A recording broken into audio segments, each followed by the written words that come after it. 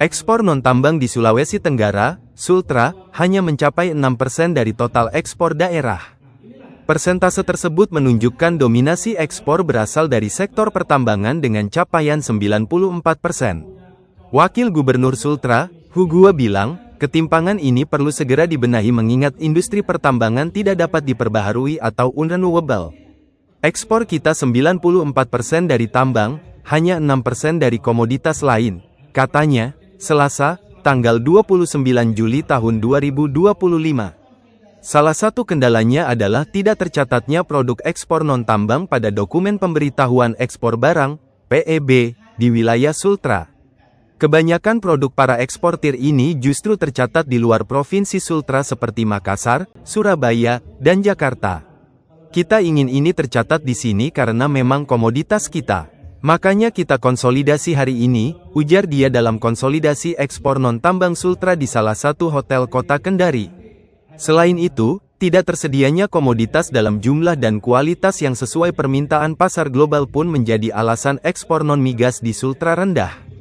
Padahal Sulawesi Tenggara memiliki beberapa produk unggulan dengan potensi ekspor menjanjikan antara lain kelapa bulat, cengkeh, hingga biji mente. Untuk itu, pemerintah provinsi menyiapkan langkah strategis seperti fasilitasi legalitas ekspor agar PEB eksportir tercatat di Sultra. Kedepan para eksportir ini didukung oleh perbankan, pemerintah, regulator transportasi, semua bersatu padu sehingga kita maksimalkan ekspor kita, jelasnya. Tidak hanya itu, dia juga mendorong hilirisasi di luar sektor minerba untuk meningkatkan nilai tambah. Sebab selain menambah nilai ekonomi pada produk ekspor, hilirisasi dapat membuka lapangan kerja bagi masyarakat Sultra.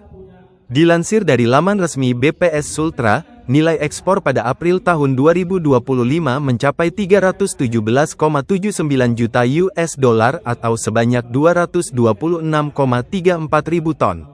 Angka tersebut turun dari 2024 untuk periode yang sama, yakni 319,41 juta US dollar dengan volume 230,58 ribu ton.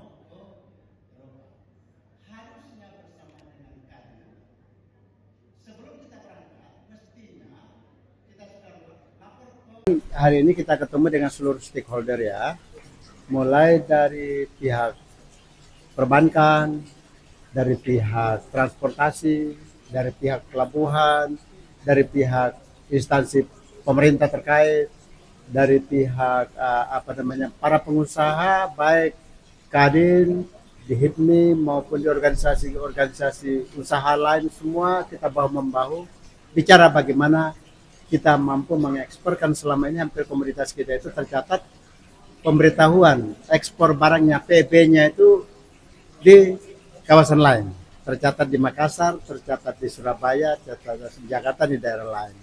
Kita ingin bahwa ini tercatat di wilayah kita karena memang komoditas kita. Jadi insya Allah ke depan para pelaku eksportir ini didukung oleh perbankan, didukung oleh pemerintah, didukung oleh regulator dari pelabuhan, transportasi, semua bersatu padu membuat sinergi sehingga ekspor kita maksimalkan dari Sulawesi Tenggara. Ya. Pak, untuk menyikapi berbagai keluhan tadi Pak dari para eksportir, seperti apa upaya? Ya makanya kita konsolidasi, intinya konsolidasi. Ya jadi tadi menuntut kehadiran pemerintah lebih.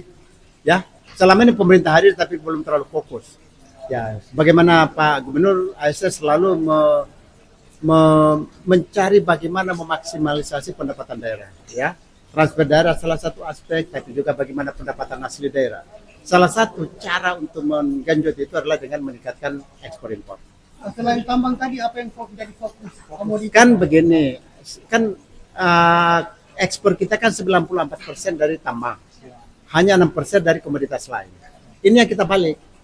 Ya kita berusaha membalikkan keadaan karena tambang dan migas ini kan unrenewable, ya unrenewable, tak bisa diperbaharui. Suka dan tidak suka akan berakhir. Sementara sektor pertanian dalam arti luas ini, industri kreatif pariwisata ini kan sektor yang semakin digali semakin ramai, semakin kaya. Oke ya. Untuk Sulawesi Tenggara, bahan baku. Nah itu menarik. Ya jadi kami sekarang dari pihak pemerintah, Dinas Perikanan tadi, Dinas Perkebunan, Dinas Pertanian Download Tribun X sekarang, menghadirkan lokal menjadi Indonesia.